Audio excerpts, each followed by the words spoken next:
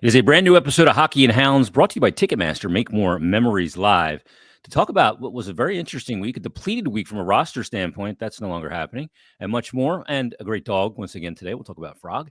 It is John Tortorella. Torts, how you doing? Good, man. You? How you feeling? I'm here. Yeah. We reported for duty. Yeah. Well, Sometimes that's 9/10, right? better and better, or A little back and forth, a little kind yeah. of on the seesaw a little bit right now. Okay. But we're going to keep pushing through, and we'll be all right. And we're going to find Frog a home, and going to discuss what very interesting week for you. And I'd love to hear how you handle it. You make a trade, you lose two rostered forwards, you acquire two, but do you really acquire them if they don't get here until midway through the game a week later? So you're dealing with a depleted roster. How do you deal with this unique situation? You know, it's funny how it happens too. Is we've been so, knock on wood, we've been pretty healthy all year long. We make the deal with Frosty and Beezer, don't get anything back from it. Lose Tip, lose Pails, lose Risto. Z goes out, and it just kind of hit us all at once. So we a lot of guys are getting opportunities. And I want to say something right now, that because I just get bits and pieces. Well, why can't Philly get these players in from Calgary? It's not Philly, it's the immigration. And Barry Hanrahan, and I want to give him some props here. He has worked relentlessly as trying to get these two guys to us. I think it's close. They're in town now. Met one of them last night. I believe Kuzmenko will be able to play. Still waiting on Pelche. And Crazy. So it's been a crazy week, and obviously a frustrating week for us, and just not finding our way to get some wins. Yeah, when Tanev got traded last year to Dallas, he is a Canadian resident, only played for Canadian teams. Took 7 days for him to be able to get to Dallas and play. Yeah, it's part of the process. The Frost going and playing in Canada is not equal to Pelletier coming here. Apples and oranges. Yeah, apples and tennis rackets almost. One of the guys that you put in the lineup has been Rodrigo Abels. He gets his first goal, and I think even more impressive was his first assist. Well, not first assist, but the assist on the Mishkov backdoor goal, because he's got a one-time opportunity on a cross the slot pass, but he pulls up, sees even a better opportunity if he can deliver that pass, and does. What have you seen out of Rod? Yeah, big guy, right? Something that we need. Smart player. I think he, I put him on left wing now. He's a center by trade. I put him on left wing. You can see he could speak the language. He speaks 3 or 4 languages. He speaks with Mish. They gab all game long. They're always talking to one another on the bench during the game. I think it's I'm going to go back with him when we play Pitt. I'm going to play him with Mish. It seemed to work. I thought Coots has put in some good minutes between them. Beginning of the game the other night, I didn't even have him on with Mish. I was going to play him with TK and Lots, but after a power play or a penalty kill, whatever it was, the lines got mixed, and you could just see some chemistry there. So, Jason, since the first game he's played with us, the puck follows him. He ends up with scoring chances, and a little concerned about the skating, but it's a little deceiving too. I think he's got such a long stride. Sometimes you don't think they're quick enough to play, but he's done some good things here. So he's going to be in a spot playing left wing with Mish and Coots again tomorrow. Sometimes those bigger guys, and like the thick bigger guys, like Milan Lucic, looked like he wasn't moving on the ice. He looked like he carried a fridge up the ice, but he could get there. Yeah. But it looks that way for those really big, thick guys. Yeah. I used to coach a guy Dave Andrechuk. Oh, great power play guy. Yeah. And, everybody used to call him soft, and he's too slow.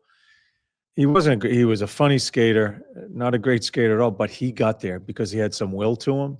Mm-hmm. And he was one of the most competitive players I've coached. And these big guys don't get a fair whack at it when you try to analyze them, because they just look like they're slow and lazy. But so Rod has given us some good minutes, so he's here. Yeah, especially when you compare those big guys to all the water gnats in the league right now too. The small guys that just buzz around the top of the water, it's amazing. Yeah. So maybe it's even more pronounced. I know you had some really effusive praise for Sam Harrison's performance in Utah. I went back and watched the game as well. By my count, there was 6 or 7 saves that he made that you almost never make. Yeah. I mean, it was a ridiculous performance. You said it's one of the best you've ever seen, and it's certainly the best for him. He comes out of that game, albeit with a loss, but he's got to take all the good things from that game and just the level that he got to. Yeah, really important on that last note you just stated is that he's going to play the last game against Pitt before we break, and his game has slowly elevated through here. Right, it's been a number of starts that he's played well. 32 chances against you. I mean, you just don't see that. And 4 or 5 east to west saves, just coming across and being big. We don't deserve anything out of that game. We get a point because of him. It's frustrating. I think if we get that to the shootout, Sam is so good in the shootouts. Mm-hmm. I think we have a really good opportunity to steal a game out of there, which you need to do when you're in a losing streak like we are. You just try to find a way to get points, and if you go in the back door, you go in the back door. Frustrating that we just don't play it through the overtime and we lose. But as far as Sam's concerned, we made sure we got to him right away and let him know what we thought about his game. He knew he's a as we always talk, he's very aware of what's going on. Need to get another good start out of him, so he just feels so good about himself going to the Four Nations. You think just being named to that Four Nations team's boosted his confidence in a way too? That's helping him. Sure. It's a big deal playing for your country and just being talked about in that echelon. Yeah. I think it inflates a goalie's confidence in a big way. I don't mean to interrupt, but it's interesting. We were playing Jersey and Markstrom didn't play. This was the day, I think it's the day before he got hurt. Marky got hurt. And I saw Marky after the game out in the parking lot. We got on the bus, and he's a huge Urson fan, right? I think they're buddies, and he was checking in on him. And it's really weird how it happens. And the next day, he hurts his knee, and Ursa's named. And sometimes in a fairly big world of hockey, it ends up being a real small world. So good for Urs. Yeah, opportunity doesn't often give you notice. No, it does not. It happens very quickly. So that's a good thing. I love where his game's at. What's the kind of the message to the team as they head into Four Nations? The players that aren't going, they got to be pros here, get the rest they need, but also stay on top of a few things. Yeah, our conditioning people are always in these type of situations. It's a really weird one. We've never really. This is a different one. It's taken place at the All-Star game, but this is, 10 days, I think, or maybe they'll have their information of what they should be doing. We do want them to get away from the game for a little bit and get some rest, but you just can't leave it completely, especially with the conditioning. So they'll be prepared. I trust our guys. All teams are in the same boat. I'm more worried about the guys.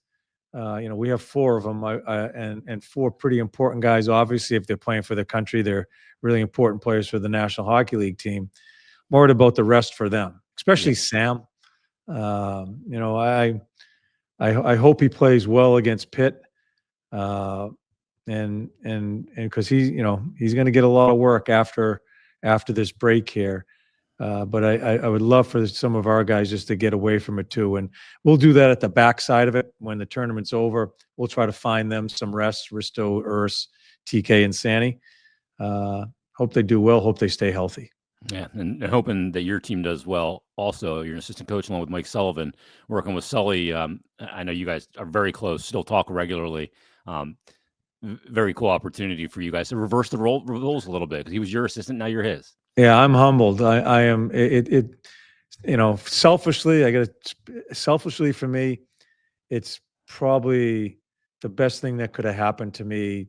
Where I'm, I'm on the back nine, and Mike Sullivan was my assistant coach for 6 or 7 years. He was my assistant in international tournaments, and for me to be with him in a different role and support him the way he has supported me. I'm honored. I'm honored with the USA giving me an opportunity, and I'm honored for Sully calling me and just checking in. Let's do some work together. So great coaching staff. It's your country. You're just very, very privileged to have the opportunity. One of the great things is when you get there, they're going to hand you a big swag bag. You're going Yeah. to open it up. You're going to see the Team USA Yeah. warm-up suit. You're going to see the Team USA shirts and Yeah. hats and everything. And you look at that and it's country. Yeah. That's Like country. that's country, and that goes in my hands. I don't even touch it because it usually gets to my kids and it's gone. Yeah. So, which is fine. But it is it Proud moment though. it is a proud moment Yeah. when you're picked on any type of role in your country and representing your country. You feel very fortunate to have the opportunity. Yeah, well, I wish you guys the best of luck. Going to be a great tournament. Let's get to our dog this week, Torts. We got a dog that we've featured before, and we just don't give up. That's our deal here. Old timer. Yeah, 10 years old. This is Frog. You can't forget Frog. Comes to us from Philly PAWS just because of the name Frog for a dog. Frog about 50 pounds, and PAWS has asked us to really lean in here and try and get Frog. He's been in the shelter now for about a year, or foster for about a year. He was surrendered after his owner passed away, which we've talked about. And again, this is a veteran dog as well. He's been with PAWS for a while and been in foster for a while, but we'd like to get him even more exposure, get him into a family situation. So, I mean, you remember seeing Frog with the bandana? Yes. Is Frog at PAWS now or being fostered? I believe. Foster. Yeah. Okay, so he's in a foster. That's good. I always ask the question. I know I'm very repetitive in this stuff here, but I just and certainly I've toured the facility. It's a fantastic facility, but you just want a dog being in a home, right? And being able to go out in the backyard to do its business, maybe run around, so that's great to hear. But we have 10 years old, and really a crappy circumstance where a loving owner passed away. And I just hope there's someone out there looking for the old timers, for the veteran dogs, to let them live their last few years of their life the proper way. Frog is not a dog that's going to run you into the ground as an owner. Frog's lived with other dogs, lived with cats. Kind of a chill dog at this point in his life. Frog doesn't do the stairs great. So if you have a ranch house or a limited stairs, that would obviously be better because he does have some arthritis in his legs, but you never know the way he can still get after it when there's a toy up for grabs. So this is a dog that can assimilate with other pets. So we prefer a home with no stairs, some arthritis in his legs, perfect fit for a household who'd like to adopt an older dog, a low energy dog.